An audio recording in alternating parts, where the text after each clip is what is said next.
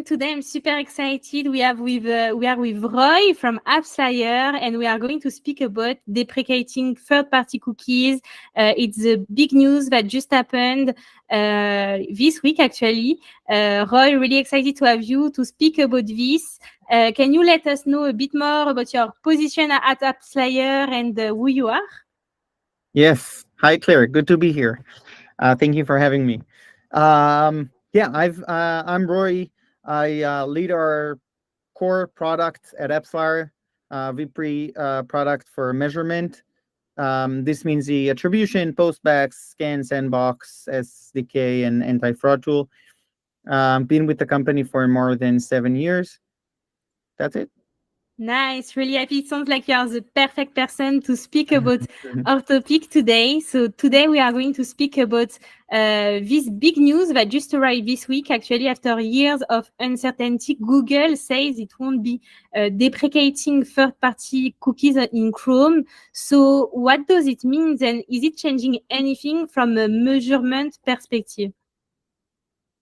Yeah. So I think in the end, what we have from their VP Anthony Chavez is a letter that says that in the end, given the industry feedback and the regulator feedback, et cetera, they've decided to hold or perhaps cancel third-party cookies deprecation altogether. But at a very vague statement, he says that they are going to allow a user's choice. And that can be interpreted in many directions. Maybe the obvious thing to imagine is that they will create some kind of opt-in or maybe opt-out. By the way, this is very important, whether it's going to be opt-in or opt-out. But there's a question on on this mechanism that in the end we can assume that users will have a choice whether they would want to open third-party cookies deprecation or close it, right? Yeah,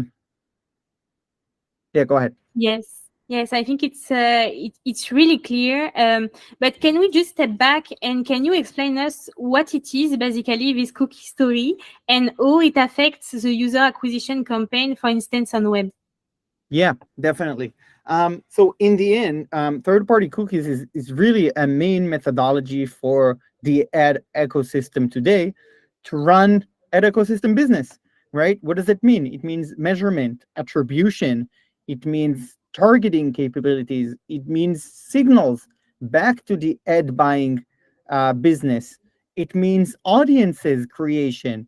So it means a lot of the main core pillars that the ad ecosystem on web is using today are going to be not available. And by the way, this is what Sandbox has been trying to solve. 100%. And nowadays, how an MMP can help to basically go through this change. It's kind of a big struggle, I think, for all people on web. Web is massive. I used to work in dating. It was one of the main channel of acquisition, especially for subscription app. So how do you see it moving forward? Right. So if I can take an educated guess on what's the way forward with what from this letter, is that there's going to be again a consent mechanism, and it doesn't matter at the moment if it's opt-in or opt-out. Obviously, it has significant consequences, but for this discussion, I mean, it doesn't matter because in the end, what I imagine we will see is kind of a fragmented industry, which includes some of the ad ecosystem is going to work in the same way it did before, where cookies are available, right?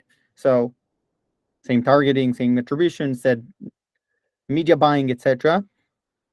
But some of the ecosystem, according to user's choice, is going to work according to Sandbox or other solution which were proposed by some of the industry people. I think it's going to be a very interesting period, and it's also going to be extremely challenging for everyone, by the way, for marketers, for the buy side, for the sell side. Everyone will need to work according to these two uh, uh, uh, two possibilities at the same time, right? Exactly. And actually, as a UA person, I'm really wondering, like, how do you see like the big re-engagement platform like Criteo, for instance, or all the Google Addicts exchange evolving based on this? So I think in recent years, all of these companies actually understood that their safe haven is first party data, right? As much as because safe first party data is protected in a way. They're not reliant on operating system, whether it's Android, iOS, or Chrome, or anything else, right? Um, if you're a business and you are interacting with your customer, then you already have first party user data, which can be used obviously later on for instances like remarketing. So that I think has been a top strategy for some of these companies. But I also saw leaning into protected audiences API as a strong strategy because from our experiment at Appsflyer, protected app signals, protected audiences API is actually a solid solution. Obviously, us at measurement, we're talking about the measurement side mostly and cooperating a lot with the ecosystem on supporting them in that solution. But we did collaborate with Remerge, which leaned into protected audiences API as a remarketing solution. Yes, and actually, I was checking Appsflyer last e-commerce report, and I saw the engagement budget is just massive, no matter the OS. So it really sounds super promising as well. And I'm really fascinated how like those big platforms manage to tweak it to still make it successful. So last but not least question, Roy, what are your top three advice and tips for a small style studio to keep making performance on web?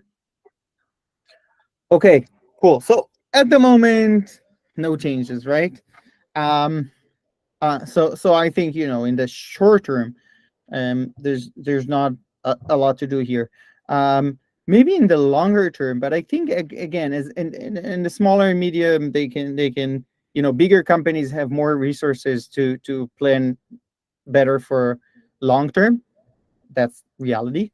But still, by the way, us as MMPs, and I'm not talking about Appsflyer only, we try to take a lot of this heavy lift also from smaller players, right? So we, for example, in Sandbox, we are doing the heavy lift and testing and allowing and improving this platform.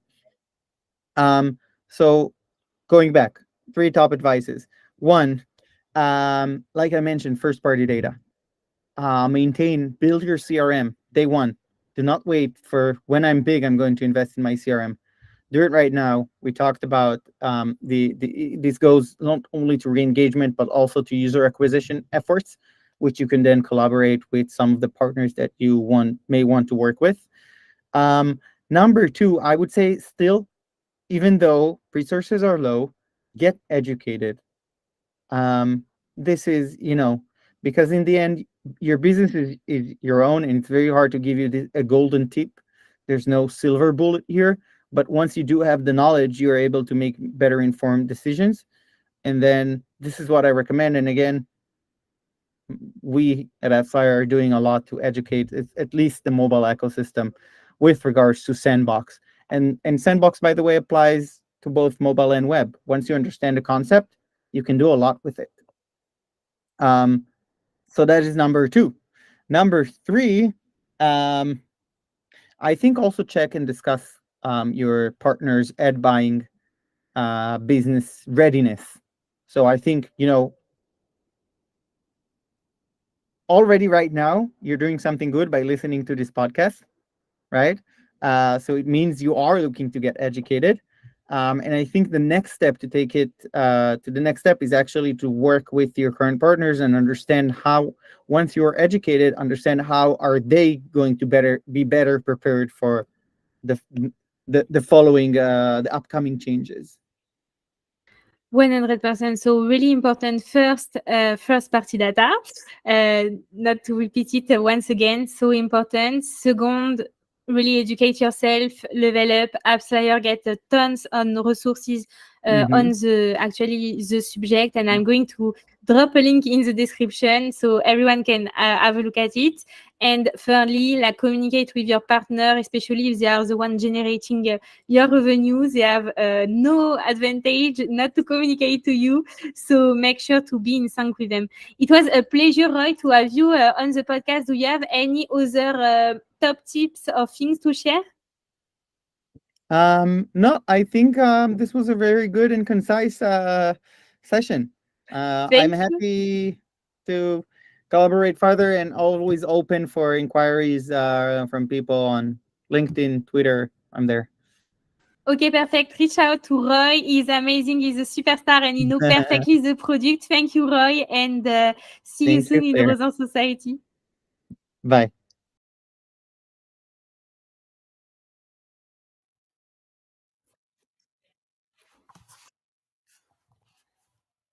Thanks for listening. Don't forget to subscribe, share, and join us next time for more insight into the world of gaming.